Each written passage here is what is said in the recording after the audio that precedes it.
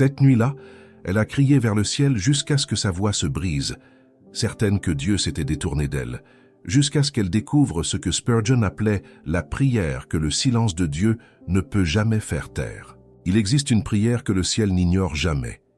Une prière murmurée dans le noir, sans éloquence, sans belles paroles, juste un cœur brisé qui tend les mains vers Dieu. Et pourtant, combien d'entre nous doutent que cette prière-là soit entendue, surtout lorsque les jours se suivent et que le silence semble répondre à notre place. Tu as peut-être déjà connu cela. Tu pries, tu attends, tu espères un signe et rien ne vient. Le ciel paraît fermé, les cieux d'airain, comme disaient les anciens. Tu te demandes si Dieu s'est lassé de toi, si tes péchés ont creusé un fossé trop large, si ta foi est trop petite pour mériter une réponse. Et pendant ce temps, la vie continue autour de toi. Les factures arrivent, les nouvelles inquiétantes défilent, les proches s'éloignent parfois, et toi, tu tiens un genou fléchi dans le secret, espérant qu'on t'entende quelque part au-delà des nuages. Cette solitude-là, celle de prier sans voir de fruit immédiat, use l'âme plus que bien des épreuves visibles. Charles Spurgeon, cet homme que l'on appelait le prince des prédicateurs, connaissait bien cette angoisse. Il traversait lui-même de longues saisons de ténèbres intérieures, des périodes où son âme semblait engloutie sous un poids qu'aucun mot ne pouvait soulager. Et c'est précisément dans ces heures sombres qu'il a découvert une vérité qui allait marquer des générations de croyants. Dieu n'attend pas des prières parfaites, il attend des prières sincères. Spurgeon disait que la prière n'est pas un art oratoire réservé aux savants, mais un soupir du cœur que Dieu comprend avant même qu'il ne soit formulé. Le Seigneur regarde moins à la grammaire de nos prières qu'à la sincérité qui les anime, affirmait-il. C'est une pensée qui devrait nous libérer, nous qui portons parfois la honte de ne pas savoir bien prier. Car voici ce que la parole nous enseigne. Dans le psaume 34, verset 18, « L'Éternel est près de ceux qui ont le cœur brisé, et il sauve ceux qui ont l'esprit dans l'abattement. » Remarque bien ceci, Dieu ne s'éloigne pas de la douleur, il s'en approche. Il ne fuit pas les larmes, il les recueille. Ta souffrance n'est pas une barrière entre toi et lui, elle est au contraire le lieu même où il choisit de se manifester. Beaucoup de croyants imaginent une prière exaucée comme une réponse instantanée, un miracle visible, un changement immédiat de circonstances. Mais la Bible nous montre une autre réalité, plus profonde et plus patiente. Pense à Anne, dans le premier livre de Samuel, qui pleurait amèrement devant l'Éternel, incapable même de prononcer des mots à voix haute. Le texte dit qu'elle parlait dans son cœur, et ses lèvres seulement remuaient. Personne ne comprenait sa prière, sauf Dieu. Et cette prière, portée par une angoisse muette, a changé le cours de l'histoire d'Israël. Voilà la prière que Dieu exauce toujours, celle qui vient d'un cœur vidé de tout orgueil, dépouillé de toute prétention, qui ne cherche plus à impressionner personne, pas même Dieu. C'est la prière du publicain dans l'évangile de Luc, qui n'osait même pas lever les yeux vers le ciel, et qui disait seulement « Ô Dieu, sois apaisé envers moi, qui suis un pécheur ». Jésus lui-même a déclaré que cet homme est descendu chez lui justifié, plus que le pharisien plein de belles paroles. Il y a dans cette vérité quelque chose qui devrait toucher chacun de nous aujourd'hui. Peut-être que tu penses n'avoir pas les mots justes, peut-être que tu crois que ta foi vacillante n'a pas de valeur devant un Dieu si grand, si saint, si loin, au-dessus de nos faiblesses. Mais c'est précisément ta faiblesse reconnue qui devient, entre les mains de Dieu, une porte grande ouverte. Le silence de Dieu n'est jamais une absence, c'est parfois une préparation. Comme un père qui laisse mûrir une réponse pour donner à son enfant bien plus que ce qu'il avait demandé, Dieu façonne dans l'attente quelque chose de plus précieux que la réponse elle-même. Il façonne notre confiance. Job, au cœur de sa détresse la plus profonde, alors que ses amis l'accusaient et que son corps était couvert de plaies, a prononcé cette parole qui traverse les siècles. « Quand même il me tuerait, j'espérerais en lui. » Remarque bien ce qu'il ne dit pas. Il ne dit pas qu'il comprend pourquoi Dieu se tait. Il ne dit pas qu'il a des explications à donner à ses amis, ni même à lui-même. Il choisit simplement de continuer à espérer, sans garantie, sans certitude visible, appuyé uniquement sur ce qu'il connaît du caractère de Dieu. Voilà une prière que le ciel n'oublie jamais, celle qui persiste malgré l'absence de réponse immédiate. C'est cette espérance-là que Dieu regarde. Non pas la perfection de nos formules, mais la persévérance de notre confiance, même quand tout semble indiquer le contraire. Spurgeon écrivait que la vraie foi ne se mesure pas à l'absence de doute, mais à la décision de continuer à s'accrocher à Dieu au beau milieu du doute. C'est une prière qui tient bon, qui refuse de lâcher comme Jacob luttant toute une nuit auprès du gué de Jabbok, disant à cet ange mystérieux « Je ne te laisserai point aller, que tu ne m'aies béni ». Alors si aujourd'hui tu te sens abandonné, si tes prières semblent monter vers un ciel de plomb, sache que rien de ce que tu offres à Dieu dans la vérité de ton cœur ne se perd. Rien. Chaque larme est comptée, chaque soupir est entendu, chaque nuit passée, à espérer contre toute espérance, prépare une moisson que tu ne vois pas encore. Reste avec moi jusqu'à la fin de cette prédication, car nous allons découvrir ensemble comment reconnaître les réponses que Dieu envoie, même lorsqu'elles ne ressemblent en rien à ce que nous attendions. Avant d'aller plus loin, je t'invite à t'abonner à cette chaîne. Ici, nous creusons chaque semaine dans les vérités les plus profondes de la foi chrétienne, à la lumière des Écritures et de la sagesse de prédicateurs comme Spurgeon. Ton abonnement nous aide à faire rayonner ce message auprès de tous ceux qui, comme toi, cherchent à mieux comprendre les voies de Dieu. Et si cette parole résonne en toi, si tu sens que ta relation avec Dieu a besoin d'être ravivée, d'être restaurée dans sa profondeur d'origine, je t'invite à découvrir notre guide « 21 jours pour restaurer votre intimité avec Dieu ». C'est un accompagnement pensé pour ceux qui sentent que leur ferveur s'est refroidie, pour ceux qui veulent retrouver cette proximité vivante avec le Seigneur jour après jour à travers des étapes concrètes et profondément bibliques. Tu peux acquérir ce guide dès maintenant grâce au lien épinglé dans le premier commentaire. Ne remets pas à demain ce que ton âme réclame aujourd'hui. Il y a une différence entre attendre et espérer. Attendre, c'est regarder l'horloge, compter les jours, s'impatienter devant le silence. Espérer, c'est autre chose. C'est continuer à marcher vers Dieu même quand on ne voit rien devant soi. Et c'est justement cette espérance-là que la Bible met en lumière à travers des hommes et des femmes qui ont traversé des nuits bien plus longues que les nôtres. Pense à Joseph, jeté dans une citerne par ses propres frères, vendu comme esclave, accusé injustement, oublié dans une prison pendant 2 longues années. Le texte de la Genèse dit que l'Éternel fut avec Joseph, précisément durant ces années où tout semblait perdu. Personne autour de lui ne pouvait voir ce que Dieu tissait en silence. Aucun ange n'était venu lui expliquer le plan. Aucune voix ne lui avait promis que sa peine avait un sens. Il n'y avait que la fidélité tranquille de continuer à faire confiance jour après jour dans une cellule qui ne ressemblait en rien à une réponse de prière. Et pourtant, ce que Joseph a vécu dans l'ombre est devenu, des années plus tard, le salut de toute une nation. Il le dira lui-même à ses frères, en larmes, le jour où ils se retrouveront devant lui sans le reconnaître. « Vous aviez médité de me faire du mal, Dieu l'a changé en bien. » Voilà le mystère que nous avons tant de peine à accepter. Dieu ne travaille pas seulement dans nos victoires visibles, il travaille aussi, peut-être surtout, dans nos années silencieuses, celles que personne n'applaudit, celles que nous traversons seuls, sans témoins, sans encouragement extérieur. Combien de personnes aujourd'hui vivent leur propre citerne, leur propre prison intérieure? Un mariage qui semble sans issue, une maladie qui traîne, un enfant éloigné de la foi, une solitude qui pèse chaque soir un peu plus lourd, surtout dans ces années où l'on pensait avoir déjà traversé le plus dur.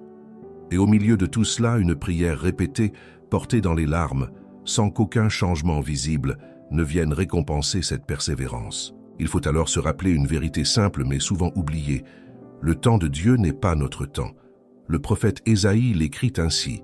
« Mes pensées ne sont pas vos pensées, et vos voix ne sont pas mes voix, dit l'Éternel. » Ce verset n'est pas une formule pour nous consoler à bon compte, c'est une réalité qui devrait changer notre manière de prier.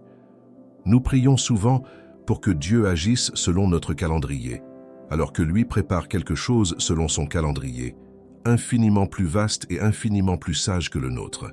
Regarde encore l'histoire de Lazare, l'ami de Jésus.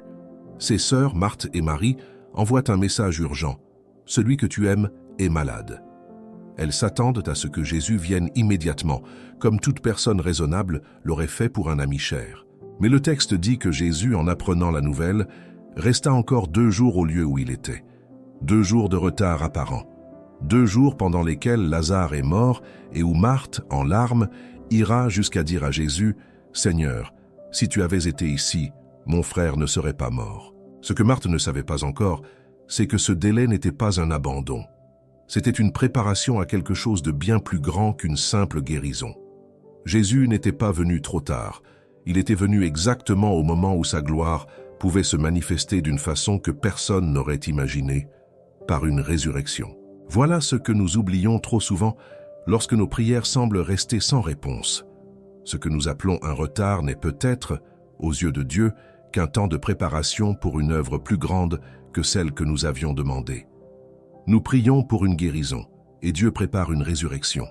Nous prions pour un changement de circonstances, et Dieu prépare un changement de caractère qui durera toute l'éternité. Cela ne veut pas dire que la souffrance soit sans importance, ni que les larmes doivent être minimisées. Jésus lui-même, devant la tombe de son ami, ne s'est pas contenté de rester impassible. Le texte le rapporte avec une simplicité bouleversante. Jésus pleura.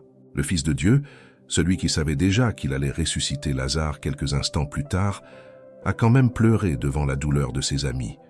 Il n'a pas dit « Ne pleure pas, je vais tout arranger ». Il a pris le temps de pleurer avec elles, dans leur douleur, avant même de manifester sa puissance. C'est ainsi que Dieu se tient auprès de nous, jamais pressé de sécher nos larmes avant de les avoir reconnues. C'est ainsi que Dieu agit envers ceux qui souffrent en silence aujourd'hui. Il n'est pas indifférent à tes larmes. Il ne regarde pas ta détresse de loin, comme un spectateur froid. Il entre dans ta douleur, il la connaît, il la ressent avec toi, avant même d'agir pour la transformer. Le psalmiste l'exprime avec une image touchante dans le psaume 56. « Tu comptes mes allées et venues, mets mes larmes dans ton outre. Ne sont-elles pas inscrites dans ton livre ?» Chaque larme versée dans le secret d'une chambre, chaque nuit passée à supplier sans réponse visible, est recueillie par Dieu comme un trésor précieux. Il y a quelque chose de profondément réconfortant dans cette manière d'agir de Dieu. Il ne nous demande pas de comprendre chaque détour de nos vies avant de continuer à lui faire confiance. Il nous demande simplement de rester, de persévérer, comme Joseph dans sa prison, comme Marthe devant la tombe fermée, comme le publicain qui n'osait même pas lever les yeux. La foi n'exige pas d'avoir toutes les réponses. Elle exige seulement de garder les mains ouvertes vers le ciel, même quand elles semblent vides. C'est dans cette posture d'abandon confiant et non dans la compréhension totale que se trouve la véritable intimité avec Dieu. Alors quand la prière semble rester sans écho, quand les mois passent et que rien ne change en apparence, rappelle-toi Joseph dans sa citerne. Rappelle-toi Marthe et Marie devant la tombe fermée. Le silence que tu traverses n'est pas la preuve que Dieu t'a oublié. C'est peut-être, au contraire, le signe qu'il prépare quelque chose que tes yeux ne peuvent pas encore contempler, quelque chose qui dépassera largement ce que tu avais osé demander. Garde courage, continue de tenir bon, car ce que Dieu bâtit dans le secret finit toujours par éclater au grand jour. Il y a une question qui hante beaucoup de croyants sincères. Comment savoir si Dieu a réellement entendu ma prière ? Nous cherchons un signe, une confirmation, quelque chose de tangible qui nous prouve que nos mots n'ont pas disparu dans le vide. Et pourtant, la Bible nous enseigne que Dieu répond toujours, mais pas toujours de la manière que nous attendons. Cette confusion entre le silence et l'absence de réponse cause bien des souffrances inutiles. Combien de croyants abandonnent la prière, convaincus que Dieu ne répond qu'aux demandes qui reçoivent un « oui » immédiat, sans jamais soupçonner que le ciel leur parle déjà, mais dans un langage qu'ils n'ont pas appris à reconnaître. Il existe 3 types de réponses que Dieu donne à ceux qui prient avec sincérité. Parfois, il répond « oui » et le cœur exulte devant la grâce visible. Parfois, il répond « attends » et c'est là que notre patience est mise à l'épreuve la plus rude. Et parfois, il répond « non », non pas par indifférence, mais parce que sa sagesse voit ce que nous ne pouvons pas voir. Prends l'exemple de l'apôtre Paul. Il portait ce qu'il appelait une écharde dans la chair, une souffrance physique dont nous ignorons la nature exacte, mais qui le tourmentait profondément. Le texte de la 2e épître aux Corinthiens raconte qu'il a supplié le Seigneur à 3 reprises pour que cette épreuve s'éloigne de lui. 3 fois, Paul a prié avec ferveur. 3 fois, il s'est heurté à ce qui ressemblait à un silence. Mais la réponse est finalement venue, et elle n'était pas celle qu'il espérait. « Ma grâce te suffit car ma puissance s'accomplit dans la faiblesse. » Dieu n'a pas retiré l'épreuve. Il a offert quelque chose de plus grand encore, sa présence suffisante au cœur même de la douleur. Paul, loin de se révolter contre cette réponse inattendue, écrira ces mots devenus célèbres. « Je me glorifierai donc bien plus volontiers de mes faiblesses, afin que la puissance de Christ repose sur moi. » Ce renversement est saisissant. Ce que Paul percevait comme un obstacle à son ministère est devenu le lieu même où la gloire de Dieu s'est le plus manifestée. Voilà une vérité qui bouleverse notre manière de comprendre la prière. Un non de Dieu n'est jamais un abandon. C'est parfois la porte par laquelle sa grâce se manifeste avec une intensité que le oui n'aurait jamais permise.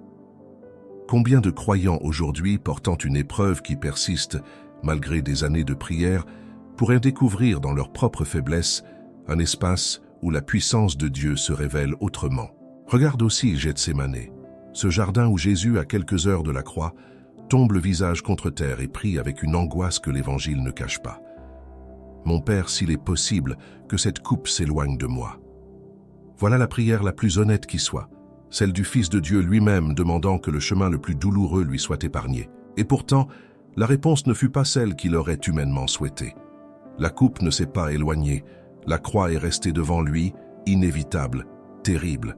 Mais Jésus ajoute immédiatement une phrase qui devrait devenir la respiration même de nos prières les plus difficiles. « Toutefois, non pas ce que je veux, mais ce que tu veux. » C'est dans cette soumission, et non dans l'obtention immédiate de sa demande, que s'est manifestée la plus grande victoire de l'histoire humaine. Si Dieu avait répondu « oui » à la prière de Gethsémane, il n'y aurait eu ni croix, ni résurrection, ni salut pour aucun de nous.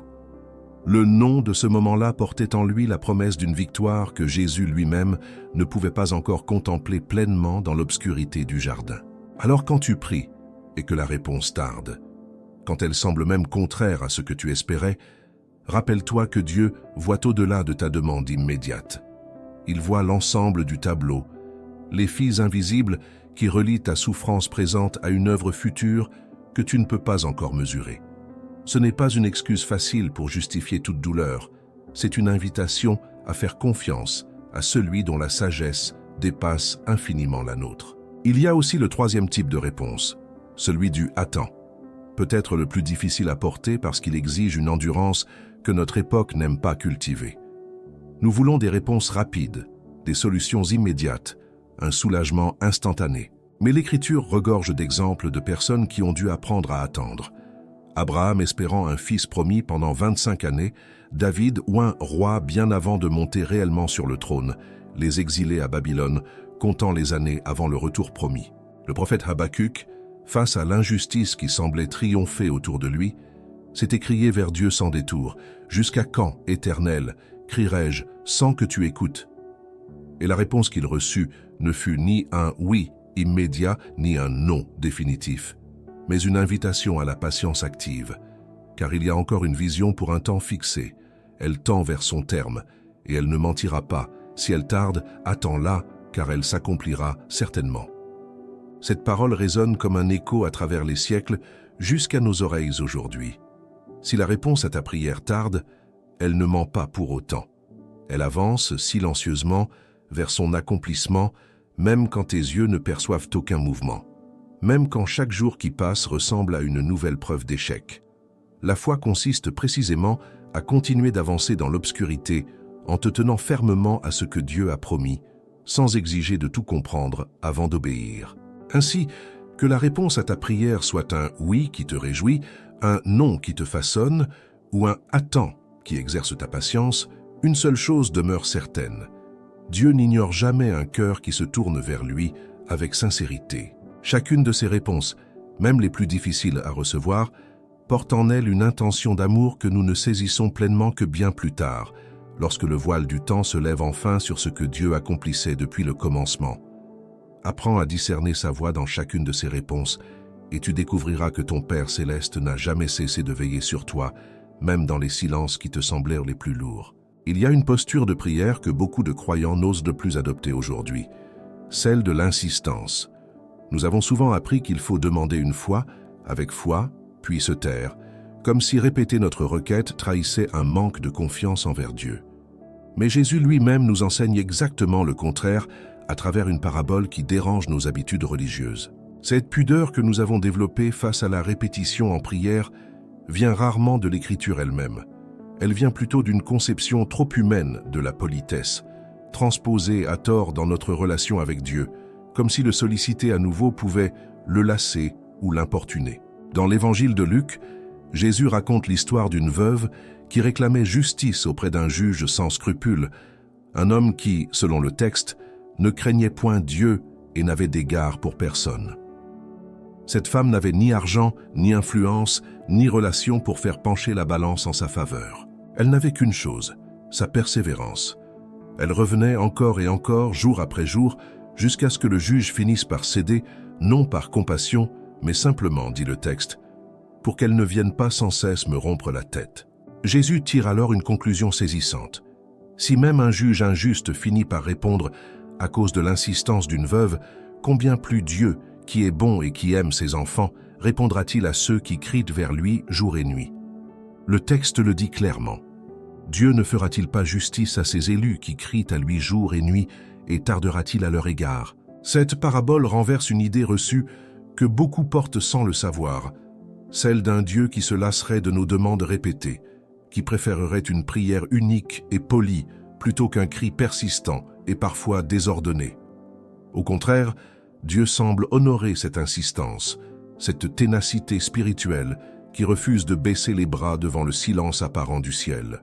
Jésus lui-même, dans le Sermon sur la montagne, emploie des verbes qui décrivent un mouvement continu plutôt qu'un acte unique. Demandez, et l'on vous donnera. Cherchez, et vous trouverez. Frappez, et l'on vous ouvrira.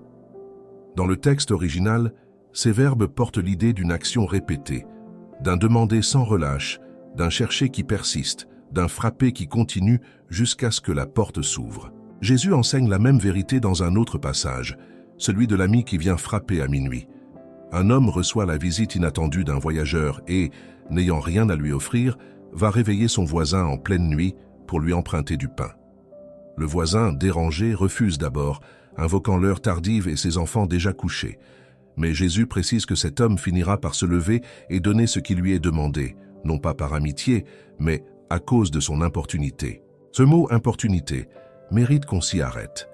Il désigne cette insistance qui frôle l'impolitesse, ce refus poli de partir sans avoir obtenu une réponse. Ce n'est pas une prière timide, murmurée une fois puis abandonnée au premier signe de silence. C'est une prière qui frappe, qui revient, qui refuse de considérer le silence comme un non définitif tant que Dieu n'a pas clairement parlé. Elle ressemble davantage à un enfant qui tire la manche de son père jusqu'à obtenir son attention qu'à un employé formulant une requête protocolaire. Il y a un autre exemple, plus ancien encore, celui d'Abraham intercédant pour Sodome. Le texte de la Genèse rapporte un dialogue étonnant entre Abraham et Dieu, où le patriarche négocie, insiste, revient à la charge à plusieurs reprises devant un Dieu qui aurait pu en un instant clore la conversation. Peut-être en manque-t-il 5 sur les 50 justes, peut-être s'en trouvera-t-il 40, peut-être 30, peut-être 20, peut-être 10. Dieu ne se fâche jamais contre cette insistance. Au contraire, il répond patiemment à chaque nouvelle demande d'Abraham sans jamais lui reprocher son audace. Cette scène nous enseigne quelque chose de profond sur le caractère de Dieu. Il n'est pas un roi capricieux qu'il faut apaiser avec des paroles mesurées. Il est un père qui accueille la persévérance de ses enfants, même quand elle ressemble à une négociation, même quand elle semble frôler l'audace. Pourquoi alors tant de croyants abandonnent-ils leur prière après quelques semaines, quelques mois, sans avoir vu de réponse? Peut-être parce que nous confondons l'insistance avec le doute, alors que la Bible nous montre exactement l'inverse. C'est justement parce que nous croyons que Dieu répond que nous continuons à demander. Cesser de prier n'est pas un signe de foi mûre, c'est souvent un signe de fatigue spirituelle qu'il faut reconnaître avec honnêteté devant Dieu, sans culpabilité, mais avec la ferme intention de reprendre le chemin de la prière. Il y a une différence essentielle entre l'impatience et la persévérance. L'impatience exige une réponse immédiate et se décourage au premier délai. La persévérance, elle, continue de frapper à la porte, semaine après semaine, année après année parfois, non pas parce qu'elle doute de la bonté de Dieu, mais précisément parce qu'elle y croit fermement. Jacques l'écrit ainsi dans son épître. Que celui qui doute ne pense pas qu'il recevra quelque chose du Seigneur. C'est un homme irrésolu, inconstant dans toutes ses voies. La foi persévérante, elle, se tient stable, même lorsque les circonstances autour d'elle semblent contredire ce qu'elle espère. Il est utile ici de rappeler que cette persévérance n'a rien d'une manipulation envers Dieu, comme si nos répétitions pouvaient forcer sa main. Il ne s'agit pas de harceler Dieu à coups de paroles, mais de refuser de laisser mourir en nous la confiance qu'il entend. La différence est subtile mais essentielle. Nous ne persévérons pas pour convaincre un Dieu réticent. Nous persévérons parce que nous savons déjà qu'il est disposé à donner et que notre insistance exprime cette certitude plutôt qu'elle ne cherche à la créer. Alors si aujourd'hui tu portes une prière depuis longtemps sans réponse visible, ne la range pas au fond d'un tiroir oublié de ton cœur. Reprends-la, redis-la, frappe encore à cette porte que tu croyais fermée. La veuve de la parabole n'avait aucune garantie que le juge céderait un jour, et pourtant elle est revenue, encore et encore. Toi, tu as bien plus qu'une garantie, tu as la promesse d'un Père qui t'aime, qui t'écoute, et qui, en son temps parfait, ouvrira la porte devant laquelle tu te tiens depuis si longtemps. Il y a un cri qui traverse toute l'Écriture, un cri que même le Fils de Dieu a poussé du haut de la croix, dans l'obscurité la plus totale de son existence terrestre. Mon Dieu, pourquoi m'as-tu abandonné ?» Ces mots, prononcés par Jésus lui-même, devraient bouleverser notre manière de comprendre le sentiment d'abandon spirituel que tant de croyants portent en silence aujourd'hui. Ce cri n'a rien d'un moment de faiblesse à cacher ou à minimiser dans les récits évangéliques. Les auteurs des évangiles l'ont conservé tel quel, sans l'adoucir, sans chercher à protéger l'image de Jésus, parce qu'ils ont compris que ce cri portait en lui une vérité essentielle pour tous ceux qui traverseraient, à leur tour, des heures de ténèbres semblables. Si Jésus, le Fils bien-aimé dans lequel le Père a mis toute son affection, a pu ressentir et exprimer ce sentiment d'abandon, alors ce que tu traverses toi aussi n'est pas une preuve de faiblesse spirituelle ou de manque de foi. C'est une expérience profondément humaine que même la personne la plus proche de Dieu a connue dans sa chair, jusqu'au fond de son être, sans que cela n'entache en rien sa relation parfaite avec le Père. Ces paroles de Jésus ne sont pas improvisées. Elles reprennent, mot pour mot, l'ouverture du psaume 22, un texte écrit par David des siècles auparavant, dans lequel il décrit une détresse presque insupportable. « Mon Dieu, pourquoi m'as-tu abandonné et t'éloignes-tu sans me secourir, sans écouter mes paroles gémissantes ?» David lui-même, l'homme selon le cœur de Dieu, a connu ce vertige de l'absence apparente bien avant que le Fils de Dieu ne reprenne ses propres mots sur la croix, 1000 ans plus tard, montrant ainsi que ce cri traverse les générations sans jamais perdre de sa force ni de sa légitimité devant Dieu. Ce qui est remarquable dans ce psaume, c'est qu'il ne s'arrête pas au désespoir. David continue d'écrire, quelques versets plus loin, une affirmation qui semble contredire son propre cri. « Cependant tu es le Saint, tu sièges au milieu des louanges d'Israël. » Il tient ensemble, dans la même prière, la sensation d'abandon et la certitude théologique que Dieu reste digne de louange. Voilà une tension que beaucoup de croyants n'osent pas exprimer, comme si reconnaître leur douleur trahissait leur foi. Mais la Bible ne nous demande jamais de choisir entre l'honnêteté de nos émotions et la fidélité de notre foi. Elle nous invite au contraire à tenir les deux ensemble, exactement comme David, exactement comme Jésus sur la croix. Sentir l'abandon n'est pas la même chose qu'être réellement abandonné. Le sentiment n'est pas toujours le reflet exact de la réalité spirituelle, et c'est une distinction essentielle pour quiconque traverse une saison de ténèbres. Pense à ce moment précis de la crucifixion. Alors que Jésus criait son sentiment d'abandon, le Père ne l'avait en réalité jamais quitté. C'est précisément à cet instant que s'accomplissait le plus grand acte d'amour de toute l'histoire, le salut de l'humanité tout entière. Ce que Jésus ressentait comme un abandon était, dans les faits, le cœur même du plan rédempteur de Dieu, en train de se réaliser sous ses yeux voilés par la souffrance. 3 jours plus tard, la résurrection viendrait révéler ce que la croix, dans son obscurité, ne laissait pas encore entrevoir. Il en va souvent de même pour nous. Les moments où nous nous sentons le plus loin de Dieu sont parfois ceux où il travaille le plus intensément dans notre vie, mais d'une manière que notre douleur nous empêche de percevoir. Le prophète Ésaïe l'affirme avec une tendresse particulière Si on disait « L'Éternel m'abandonne, le Seigneur m'oublie », une femme oublie-t-elle l'enfant qu'elle allait? Même si elle l'oubliait, moi, je ne t'oublierai point. Cette image de la mère et de l'enfant qu'elle allait est l'une des plus puissantes de toute l'Écriture. Dieu ne compare pas son amour à une simple affection passagère, mais à ce lien viscéral, presque biologique, qui unit une mère à son nourrisson. Et il va plus loin encore, affirmant que même si cet amour maternel venait à faillir, ce qui semble presque impensable, son amour à lui ne faillirait jamais. C'est une promesse qui dépasse toute expérience humaine, ancrée dans la nature même de Dieu et non dans les circonstances changeantes de notre vie. Il faut le redire clairement à celui qui porte aujourd'hui ce poids du silence de Dieu. Le sentiment d'abandon n'annule jamais la promesse divine.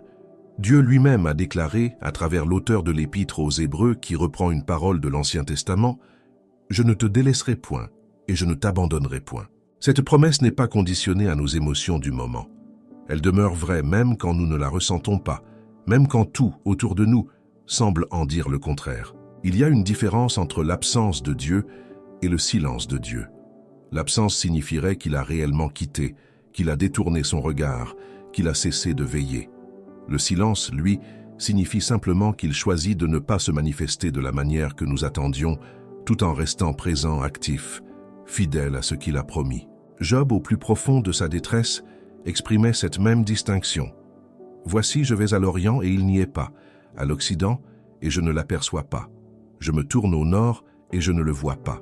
Je me tourne au midi et je ne le découvre pas. » Et pourtant, quelques versets plus loin, il ajoute avec une confiance renouvelée, « Il sait le chemin que je suis. » Cette phrase, glissée au cœur même du désespoir, révèle une foi qui ne dépend plus de ce que Job voit ou ressent, mais de ce qu'il sait être vrai concernant le caractère de Dieu. C'est peut-être là la clé la plus précieuse pour traverser ces saisons où le ciel semble muet. Nous ne voyons pas toujours Dieu, mais lui nous voit toujours. Nous ne comprenons pas toujours ses voies, mais il connaît parfaitement le chemin que nous suivons, chaque détour, chaque vallée obscure, chaque nuit qui semble ne jamais finir. Cette certitude ancrée non pas dans nos sentiments, mais dans le caractère immuable de Dieu, devient une ancre pour l'âme lorsque tout le reste vacille autour de nous. Alors si tu portes aujourd'hui ce sentiment d'abandon, sache que tu n'es ni seul ni oublié, même si ton cœur crie le contraire ce soir. Merci d'avoir marché avec moi jusqu'ici, à travers ces prières portées dans les larmes, dans l'attente et parfois dans le sentiment d'abandon. Si cette parole a touché ton cœur, abonne-toi dès maintenant à cette chaîne pour ne manquer aucun prochain message. Laisse un commentaire pour partager ce que Dieu te dit aujourd'hui et n'hésite pas à liker cette vidéo si elle t'a fait du bien. Et si tu sens que ta relation avec Dieu a besoin d'être ravivée, je t'invite à acquérir notre guide « 21 jours pour restaurer votre intimité avec Dieu », disponible dès maintenant via le lien épinglé dans le premier commentaire. Continue de regarder, d'autres messages t'attendent juste après celui-ci.